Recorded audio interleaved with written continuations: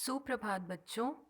इससे पहले हम लोगों ने सर्वनाम पाठ के अभ्यास प्रश्न 1 और 2 को हल कर लिया था।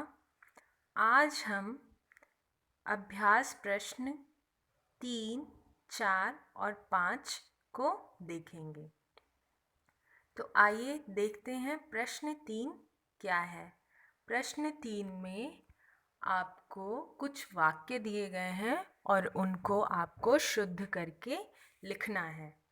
तो सबसे पहला वाक्य है, दूध में कौन पड़ गया है। तो यहाँ पे ये वाक्य अशुद्ध है, इसको आपको शुद्ध करना है।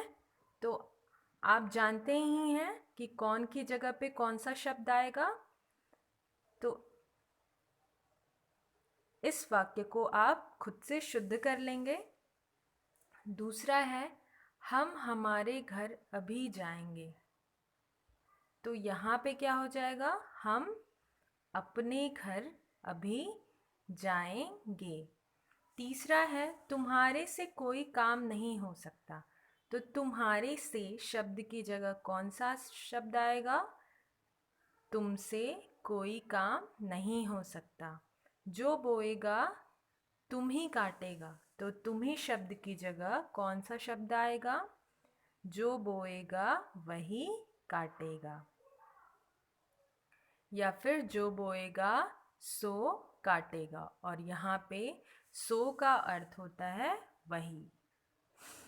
दिए गए स्थान में प्रश्न 4 है, दिए गए स्थान में लिखिए रेखांकित सर्वनाम शब्द का प्रयोग किसके लिए हुआ है।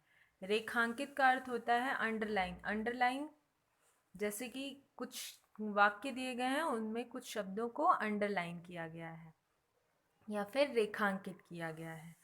तो आपको ये बताना है जो रेखांकित सर्वनाम शब्द हैं वो किसके लिए प्रयोग किए गए हैं।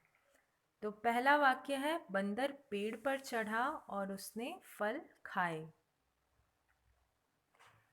तो यहाँ पे आपको ये बताना है कि उसने सर्वनाम शब्द किसके लिए प्रयोग हुआ है। तो आप तो जान ही गए होंगे किसके लिए हुआ है, बंदर के लिए। इसी तरह दूसरे वाक्य में देखते हैं, चित्र देखकर अध्यापक ने कहा यह सुंदर है। तो कौन सुंदर है, किसको देखकर अध्यापक ने कहा यह सुंदर है, तो चित्र को। तो आप क्या लिखेंगे, चित्र। तीसरा है, राधा ने अपने जन्मदिन पर दोस्तों को बुलाया, वे समय पर पहुंच गए। तो यहाँ पे वे शब्द किसके लिए प्रयोग हुआ है, दोस्तों के लिए। अगला है वाक्य, याचक ने वस्त्र मांगे, पिता ने उसे वस्त्र दे दिए। उसे किसके स्थान पर प्रयोग हुआ है, याचक। याचक का अर्थ होता है मांगने वाला। अगला वाक्य है, मायादास कंजूस है, वह किसी को कुछ नहीं देता। तो यहाँ पे वह शब्द किसके लिए प्रयोग हुआ है, मायादास के लिए। अब पांचवा प्रश्न जो है उसमें आपको कुछ वर्ण दिए गए हैं। आपको उसमें जो खाली वर्ग दिया गया है उसमें कोई ना कोई वर्ण लिख करके दो सर्वनाम शब्द बनाने हैं। तो जैसे कि अगर आप पहले वाले की बात करें तो इसमें आप क्या लिख सकते हैं, म लिख देंगे तो कौन से सर्वनाम शब्द बन जाएंगे, हम और तुम। तो बाकी दो आप खुद से बनाने की कोशिश करेंगे। और आगे एक क्रियाकलाप दिया गया है जो कि आपको अपनी बुक में करना है, और इसमें आपने पढ़ाई हुआ है पुरुषवाचक सर्वनाम। पुरुषवाचक सर्वनाम में आपने ये पढ़ा था कि जो सर्वनाम शब्द अपने लिए, सुनने वाले के लिए तथा किसी अन्य के लिए प्रयोग किए जाते हैं उन्हें ही क्या बोलते हैं, पुरुषवाचक सर्वनाम।